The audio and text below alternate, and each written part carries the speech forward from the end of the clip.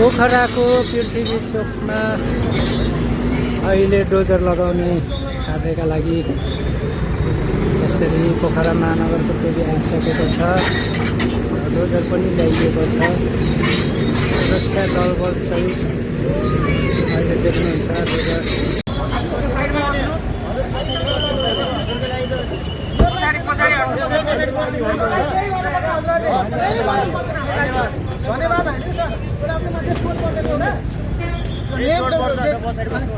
पछाडि बस्नु भनेको हजुरले जे गर्दैन हुन्छ तपाईँहरूले चाहिँ एउटा सहमति हुन्छ, एउटा कुनै कुराहरू हुनुपर्ने हो। हामीले गरिबलाई पनि घर नै बास बनाएर निकाल्दैन होइन नि त।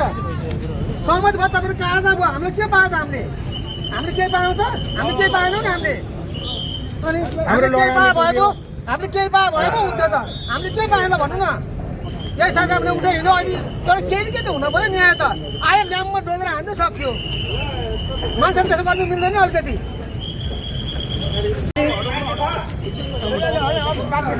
बाटो छैन, अलिक केही न केही त हुनु पऱ्यो नि भन्नु खोज्छ के। सम्म ठाउँ भने को आयो त्यहाँ सम्म ठाउँ?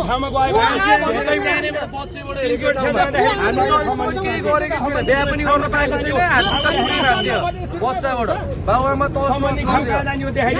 पैसा कमाउँछ मान्छेहरू ठुलो मान्छे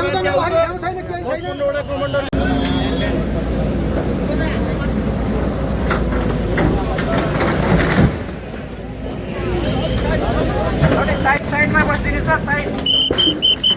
साइडमा बस्दिनु होला है।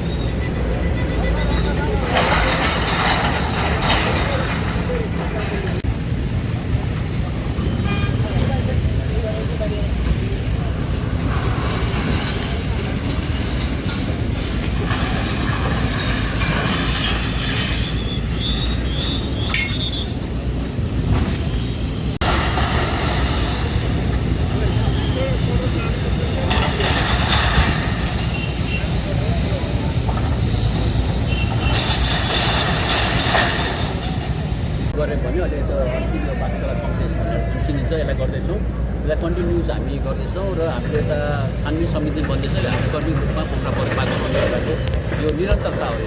भनेपछि अब पोखरा बसपार्क चाहिँ बन्ने भयो भन्नेमा ढुक्क भयो हुन्छ होइन त? अब हजुरले देखिराख्नुपर्छ नि, हामी काम गराए, हाम्रो फर्काए, हामी विभिन्नसँग सहकार्य सहमति सबै गरेर एउटा चाहिँ हामी सबैलाई चित्त बुझाएर यो बन्न लाग्यो, सबैलाई सहयोग गर्नुहोस् भनेर जुन हामी आह्वान पनि गरेका छौँ। त्यसले गर्दाखेरि समग्र रूपमा तपाईँ देखिराख्नु भएको छ होइन। यो हामी केही गरिराखेको साथीहरूलाई एक दुई दिन पूर्ण पनि पुर्याएको छौँ। समग्र रूपमा एउटा हामीले सबैको मन मस्तिष्क जितेर नि बसपार्क बनाउनुपर्छ भनेर जुन पोखरा महानगरपालिकाले अपेक्षा राखेको छ, त्यसै सिलसिलामा आज पनि हाम्रो कन्टिन्युस काम भइरहेको छ। जस्तै पोखरा बसपार्कमा बसोबास गर्नुभएका अव्यवस्थित बसोबासी र सुकुम्बासीहरू करिब 575 जना सूचीकृत गर्नुभएको छ क्यारे तपाईँहरूकोमा होइन। उनीहरूले कसरी व्यवस्थापन गरेर त्यो ठाउँमा कसरी बसपार्क बनाउने त्यो अभियानमा तपाईँहरू जुट्दै हुनुहुन्छ त? हामी जुन चाहिँ त्यो समितिले काम पनि गरिरहेको छ, आजसम्म हामीसँग समथिङ 350 जना जतिको उहाँहरूको अपडेट पनि लिइसकेछौँ भने यता चाहिँ छानबिन भइरहेछ र त्यसको जग्गाको व्यवस्थापन भइरहेछ र सम्बन्धित व्यक्ति तपाईँको जग्गा यो ठाउँमा छ भनेपछि उहाँलाई व्यवस्थापन त्यो ठाउँमा हुन्छ भनेपछि हामी कन्टिन्युस हामी यो बस पार्क बनाउने क्रियाकलापमा हामी यसलाई लगाइरहेको छौँ। भनेपछि कुरा तपाईँहरूको यत्तिकै लखाटिन्न यत्तिकै डोजर चलाइन्न होइन त नि किनकि उहाँहरूको अब तपाईँको ठाउँ वास्तविक त्यो ठाउँ भयो त्यसले गर्दा अहिले चाहिँ हाम्रो जस्तो यो छानबिन समितिलाई अझ उहाँहरूले जुन हामीले मागेको चिजहरू उहाँले दिन ढिलाइ भएको अलिकति ढिलो भएको हामी त्यही कारण अब 10 दिन फेरि पोखरा महानगर तपाईँ जुन पोखरा महानगरपालिकाले मागेका चिजहरू डकुमेन्टहरू आफूसँग भएका कुराहरू उहाँलाई दिनु पनि म विनम्र जति सक्यो चाँडै त्यो दिएको खण्डमा सुनिश्चितता उहाँहरूलाई सुनिश्चितता र बस पार्क बनाउने कार्यक्रमलाई सुनिश्चितता हुन्छ त्यसले गर्दा यस्ता कुराहरू चाहिँ तपाईँ पत्रकार साथीहरू साथ र सहयोगको मैले अपेक्षा गर्दछु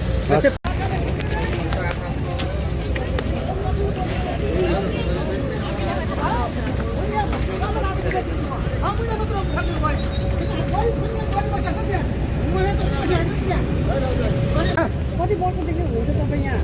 10 वर्ष भयो हजुर 10 वर्ष भयो गरिब पीडित साउले कराउँछन् भन्यो भने मैले कति चोट छ त हामीलाई थाहा छैन चोट छ 6 महिना मात्र रोक्न पाएको भए चाहिँ यो चाहिँ हुँदै थियो ल म ठोक्का दिएर भनिदिन्छु कसैले पनि बोल्ने हुन्छ जो बोले पनि यहाँ स्थानीय सरकार आफ्नो पैसा छैन पल्ला भन्नु वडाज्यूलाई खुट्टा ढोक्नु गयो वडाज्यूलाई के गर्नु वडाज्यू खुट्टा ढोकेर हामीले तपाईँ एउटा व्यवसायी हो कि? म स्थानीय जनता यहीँको हो म अहिले उहाँ घर हेटौँडा छ मेरो त हेटौँडा किन बस्दैन भन्छ यहाँको जनताहरूले चाहिँ हाम्रो यहाँ साथी प्रेमी भाइहरूले भन्यो भने अनि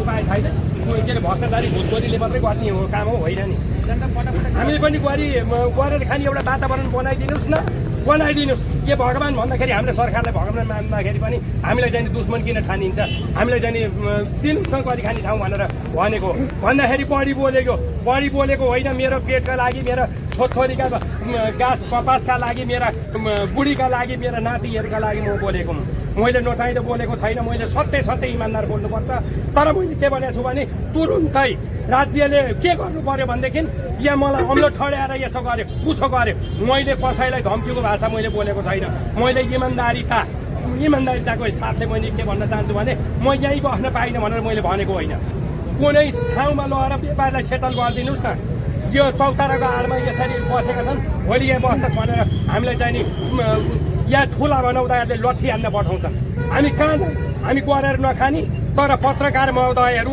म के भन्न चाहन्छु भनेदेखि तपाईँहरूको नि साथ र सपोर्ट हुनु पर्यो व्यापारीको पक्षमा हुनु पर्यो व्यापारीको रोजीरोटीको हिसाबमा हुनु पर्यो व्यापारीको चाहिँ नि चुलो बल्ने हिसाबले चाहिँ तपाईँहरूले गरिदिनु पर्यो भन्ने म भन्न सरकारलाई आह्वान गर्न चाहन्छु यो मैले चाहेको केही पनि होइन मलाई सरकारी जग्गा जुन छ सरकारी जग्गा चाहिँ लिजमा दिनुहोस् हामी भाडा तिर्छौँ हामी चाहिँ सरकारलाई कर बुझाउँथ्यौँ यहाँ उनीहरू हामी कर बुझाउँथ्यौँ त्यहाँ पनि कर बुझाउँछौँ भनेको हामी त्यसै हडपेर खान्छौँ त्यसै चाहियो भनेको होइन हामी मेरो टाउको बस्दा गौतम हो कटर चाहिँ 30,000 चाहिँ बसे बस नबसे जा भन्छन् अब अर्काले भनेपछि मान्नु परेन लुरुक्क निस्केर हिँड्नु पर्यो अब हामी कहाँ बस्ने त यही सडकमा बस्ने हामी सडकमै बस्छौँ यो यत्रो भुटी बतास पानी आउँछ घामले कटिएर चाहिँ यो हातका छाला सबै गइसके भनेपछि व्यापार खाने एउटा हामी बनाएर बस्छौँ राज्यले नि बनाउनु पर्दैन